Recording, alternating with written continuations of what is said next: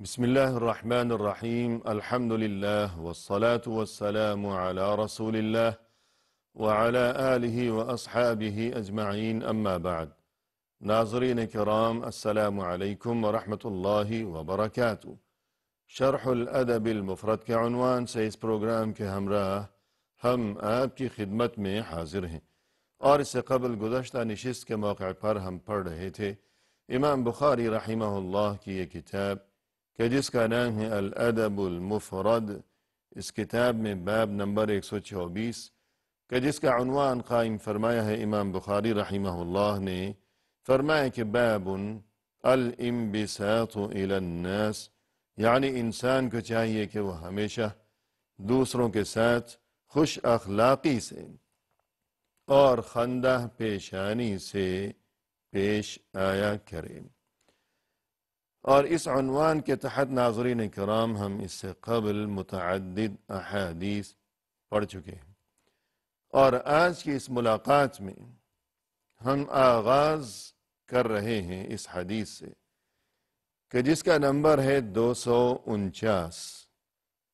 فرمائے کہ عن ابی ہریرہ رضی اللہ عنہ یقول سمع اذنای ہاتانی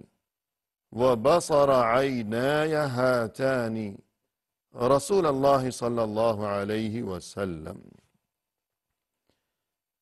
فرمایا کہ میں نے اپنے دونوں کانوں سے سنا، اور میں نے اپنی ان دونوں آنکھوں سے یہ منظر دیکھا۔ کیا دیکھا اور کیا سنا؟ رسول اللہ صلی اللہ علیہ وسلم کو دیکھا اور آپ کی گفتگو سنی، اور یہ کیفیت دیکھی کہ اخذ بیدیہ جمیعا بکفی الحسن او الحسین رضی اللہ عنہما۔ میں نے اپنی ان آنکھوں سے یہ منظر دیکھا کہ رسول اللہ صلی اللہ علیہ وسلم نے اپنے دونوں ہاتھوں سے حسن یا حسین کی دونوں ہتھیلیوں کو تھام لیا۔ یعنی رسول اللہ صلی اللہ علیہ وسلم کے یہ جو دونوں نواسے تھے، حسن رضی اللہ عنہ اور حسین رضی اللہ عنہ، تو راوی یعنی ابو ہریرہ رضی اللہ عنہ فرماتے ہیں کہ ان دونوں میں سے کوئی ایک تھے، یا تو حسن اور یا حسین، کہ ان دونوں میں سے کوئی ایک تھے۔ اور ظاہر ہے کہ اس زمانے کی جب یہ بات ہے تو رسول اللہ صلی اللہ علیہ وسلم کے یہ دونوں نواسے یہ بہت ہی کم سن تھے، چھوٹے بچے تھے۔ تو دیکھا کہ رسول اللہ صلی اللہ علیہ وسلم نے حسن اور یا پھر حسین، جو بھی تھے ان دونوں میں سے، اس کے دونوں ہاتھوں کو، اپنے دونوں ہاتھوں سے اس کی ہتھیلیوں کو تھام لیا۔ اور یہ کہ اس وقت صورتحال یہ تھی کہ وَقَدَمَيْهِ عَلَى قَدَمِ رسول اللہ صلی اللہ علیہ وسلم، کہ وہ جو بچہ تھا حسن اور یا پھر حسین، اس کے دونوں قدم رسول اللہ صلی اللہ علیہ وسلم کے قدموں پر تھے۔ یعنی ناظرین کرام، جو چھوٹا بچہ ہوا کرتا ہے کہ وہ چھوٹا ہے اور اس کا قد چھوٹا ہے کہ ابھی وہ خود ہی چھوٹا ہے، جب وہ کسی بڑے کے ساتھ لاڈ پیار کرتا ہے، کوئی بات چیت کرنا چاہتا ہے، تو اب بڑا ہے، اونچا ہے، اور بچہ ہے چھوٹا، تو یوں اوپر کی جانب دیکھتا ہے وہ بچہ اور اوپر آنا چاہتا ہے تاکہ برابر ہو سکے، اپنی بات تو سنا سکے۔ اور یوں اوپر ہونے کی غرض سے وہ بچہ بعض اوقات اس انسان کے پاؤں پر چڑھ جاتا ہے، اس کے قدموں پر چڑھ کر کھڑا ہو جاتا ہے کہ جتنا اونچا ہو سکے اونچا ہو جائے، بلند ہو جائے۔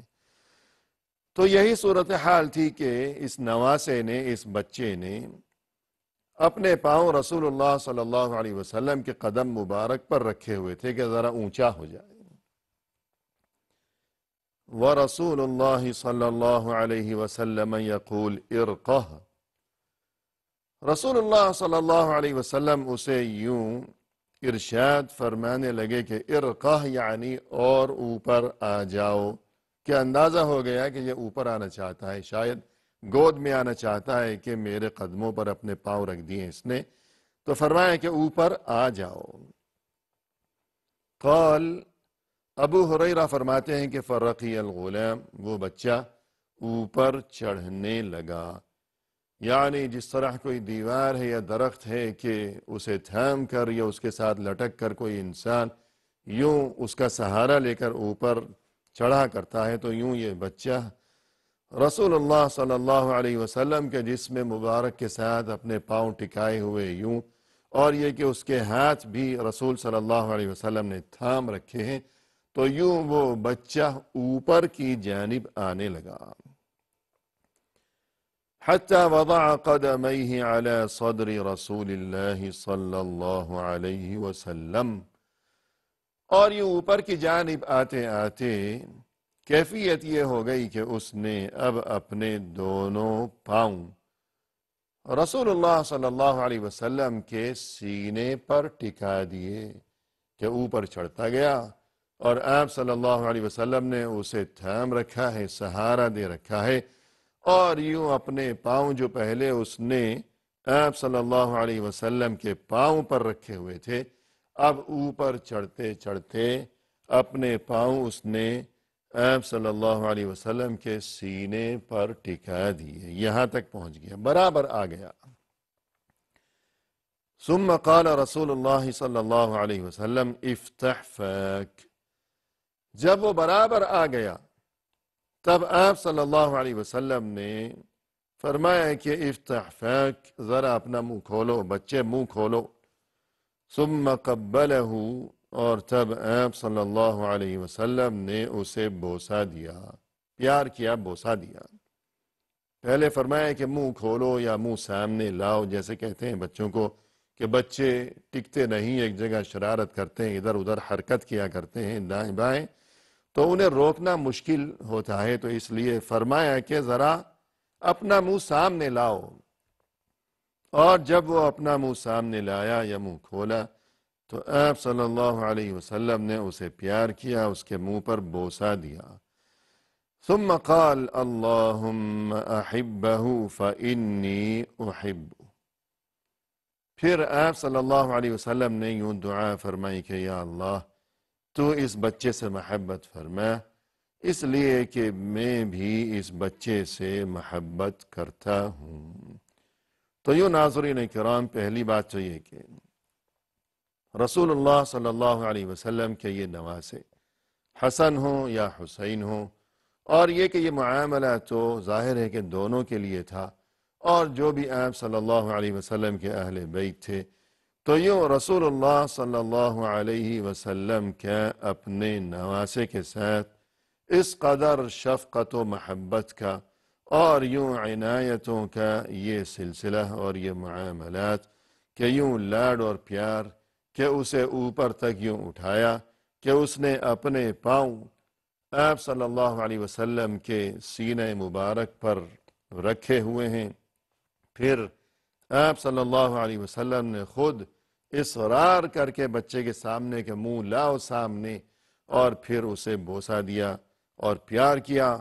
اور پھر اللہ سے یہ دعا بھی فرمائی کہ یا اللہ میں اس سے محبت کرتا ہوں، تو بھی اس سے محبت فرما۔ تو یوں بچوں کے ساتھ اس قدر شفقت و عنایت کے اور محبتوں کے سلسلے، اور یہ جو آپ صلی اللہ علیہ وسلم نے اس موقع پر دعا فرمائی کہ یا اللہ تو بھی اس سے محبت فرما، تو ہم دیکھتے ہیں کہ جس طرح رسول اللہ صلی اللہ علیہ وسلم اپنے نواسوں سے محبت فرمایا کرتے تھے، تو اللہ بھی آپ صلی اللہ علیہ وسلم کے نواسوں سے، حسن اور حسین سے محبت فرماتا ہے۔ اور اس کی دلیل یہ ہے کہ ہما سیدہ شباب اہل الجنہ، جیسا کہ رسول اللہ صلی اللہ علیہ وسلم نے فرمایا کہ یہ جو حسن اور حسین ہیں رضی اللہ عنہما، یہ جنت میں نوجوانوں کے سردار ہوں گے، یعنی اللہ سبحانہ و تعالی کی طرف سے ان دونوں کے لیے جو محبت کا معاملہ ہے، تو اس کا بہت بڑا ثبوت یہ ہے کہ اللہ کی طرف سے ان دونوں کو اس قدر عظیم ترین شرف سے اور اعزاز سے نوازا گیا کہ جنت میں تمام نوجوانوں کی سرداری انہیں عطا کی گئی کہ جنت میں تمام نوجوانوں کے یہی دونوں یعنی حسن اور حسین رضی اللہ عنہما یہ وہاں سردار ہوں گے۔ اور یہاں شاید کسی کے ذہن میں یہ سوال پیدا ہو کہ رسول اللہ صلی اللہ علیہ وسلم کا تو یہ ارشاد ہے کہ جنت میں کوئی بوڑھا نہیں ہوگا، وہاں سبھی جوان ہوں گے، تو پھر یہ دونوں سردار سبھی کے کہ جوانوں کے سردار یہ ہوں گے، تو کیا وہاں ایسے لوگ بھی ہوں گے کہ جو جوان نہیں ہوں گے؟ اس سے تو یہ بات سمجھ میں آتی ہے اور یوں محسوس ہوتا ہے۔ تو اس کا جواب یہ ہے کہ رسول اللہ صلی اللہ علیہ وسلم کا یہ جو ارشاد ہے کہ جنت میں کوئی بوڑھا نہیں ہوگا، سبھی جوان ہوں گے، یہ بات درست ہے یقیناً، اس میں کسی شک و شبہے کی کوئی گنجائش نہیں ہے، وہاں سبھی جوان ہوں گے۔ لیکن یہ جو فرمائے کہ حسن اور حسین جنت میں نوجوانوں کے سردار ہوں گے، تو اس کا مطلب یہ ہے کہ وہ جنتی حضرات جو دنیا سے اس حالت میں رخصت ہوئے کہ جوانی کی کیفیت میں جن کا انتقال ہو گیا، کہ دنیا میں وہ جوانی کے عالم میں شباب کی عمر میں انتقال کر گئے اور وہ اچھے نیک اور شریف قسم کے نوجوان تھے، لہذا وہ جنتی ہیں۔ تو اس قسم کے نوجوان جنت میں کہ دنیا سے ہی وہ نوجوانی میں یہاں پہنچ گئے، تو ان کے سردار ہوں گے وہاں اللہ کے حکم سے یہ دونوں حضرات یعنی رسول اللہ صلی اللہ علیہ وسلم کے یہ نواسے حسن اور حسین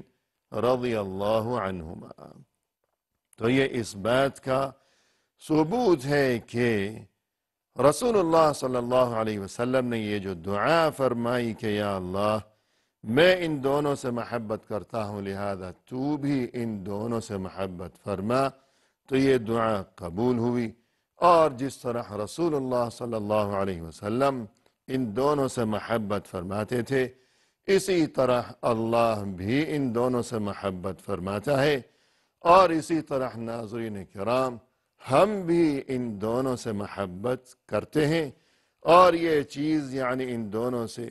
اور یہ کہ رسول اللہ صلی اللہ علیہ وسلم کی تمام آل اور اہل بیت سے محبت رکھنا، یہ چیز ہمارے ایمان کا حصہ ہے، یہ چیز ہمارے یہ جزو ایمان ہے۔ اور جب تک ہمارے دلوں میں ان دونوں کے لیے اور یہ کہ دیگر جو اہل بیت ہیں رسول اللہ صلی اللہ علیہ وسلم کے لیے، ان کے دلوں میں جب تک ہمارے دلوں میں محبت نہیں ہوگی تو ہمارا ایمان ناقص اور ہماری نماز بھی قابل قبول نہیں ہوگی کہ ہر نماز میں یہ جو درود پڑھا جاتا ہے کہ تشہد کے بعد التحیات کے بعد اللہم صلی علی محمد وعلی آل محمد، یعنی یا اللہ تو رحمت نازل فرما محمد صلی اللہ علیہ وسلم پر اور محمد صلی اللہ علیہ وسلم کی آل پر، تو آل میں یہ دونوں حضرات بھی شامل ہیں کہ جن کے لیے ہم دعا کیا کرتے ہیں اپنی ہر نماز میں۔ اور اس کے علاوہ ناظرین کرام یہ بات بھی یہاں قابل ذکر ہے کہ یہ جو واقعہ ہے کہ بچے کے ساتھ اس قدر محبت، اس چیز کو اور اس حدیث کو امام بخاری رحمہ اللہ نے یہاں کیوں ذکر فرمایا کہ اس باب کا عنوان ہے کہ الانبساط الی الناس، کہ انسان کو چاہیے کہ ہمیشہ دوسروں کے ساتھ خوش اخلاقی اور خندہ پیشانی سے پیش آیا کرے۔ تو یہ جو انبساط اور یہ خندہ پیشانی اور یہ خوش اخلاقی کہ جس کا ہمیں حکم دیا گیا ہے، یہ خوش اخلاقی کا حکم یہ سبھی کے ساتھ جو معاملہ ہو ہمارا، یہ حکم سبھی کے ساتھ معاملے سے متعلق ہے۔ ہمارے سامنے کوئی بڑا ہے، عمر رسیدہ ہے یا جوان ہے، یا اسی طرح اگر ہمارے سامنے کوئی چھوٹا ہے، کوئی بچہ ہے، خوش اخلاقی کا یہ حکم اور یہ مظاہرہ ہر جگہ کیا جانا چاہیے کہ ہمیں یہ جو تعلیم دی گئی اس میں سبھی شامل ہیں، بڑے بھی اور چھوٹے بھی۔ ہاں البتہ یہ کہ ہمارے سامنے اگر کوئی بڑا ہے، بزرگ ہے یا جوان ہے، اس کے ساتھ خوش اخلاقی کا معاملہ کس طرح کیا جائے گا، اور یہ کہ اگر ہمارے سامنے جو کوئی چھوٹا ہے، بچہ ہے، تو اس کے ساتھ خوش اخلاقی کا معاملہ کس طرح کیا جائے گا، تو یہ دونوں طریقے اگرچہ یقیناً جدا جدا ہوں گے، لیکن یہ حکم ہر موقع پر ہمارے لیے موجود ہے اپنی جگہ۔ اور یہ کہ بچوں کے ساتھ یہ خوش اخلاقی، ظاہر ہے کہ بڑوں کے ساتھ خوش اخلاقی یوں ہوگی کہ عزت و احترام ہو، اور یہ کہ ادب کا معاملہ ہو، کہ رسول اللہ صلی اللہ علیہ وسلم نے جس طرح یہ ارشاد فرمایا کہ من لم یرحم صغیرنا ولم یوقر کبیرنا فلیس منا، کہ جس نے چھوٹوں پر شفقت نہیں کی اور بڑوں کی عزت نہیں کی تو وہ ہم میں سے نہیں ہے۔ تو چھوٹوں پر شفقت کی جائے اور چھوٹوں کے ساتھ رحمت و ہمدردی کا معاملہ کیا جائے، اور بڑوں کے لیے عزت و احترام کا معاملہ ہو، تو یہ بڑوں کے لیے عزت و احترام، چھوٹوں کے لیے شفقت و محبت، یہ معنی ہے خوش اخلاقی سے پیش آنے کا۔ رسول اللہ صلی اللہ علیہ وسلم بچوں کے ساتھ ہمیشہ محبت و شفقت کا معاملہ فرمایا کرتے تھے، کہ جس طرح ہم نے یہاں اس حدیث میں یہ صورتحال دیکھی۔ اور اس کے علاوہ بھی رسول اللہ صلی اللہ علیہ وسلم ہمیشہ آپ کا مزاج یہی تھا کہ جب کسی راستے سے آپ گزر رہے ہوتے اور وہاں آپ صلی اللہ علیہ وسلم دیکھتے کہ بچے موجود ہیں، وہاں کھیل کود میں مشغول ہیں، تو آپ صلی اللہ علیہ وسلم ان کے قریب پہنچ کر رک جایا کرتے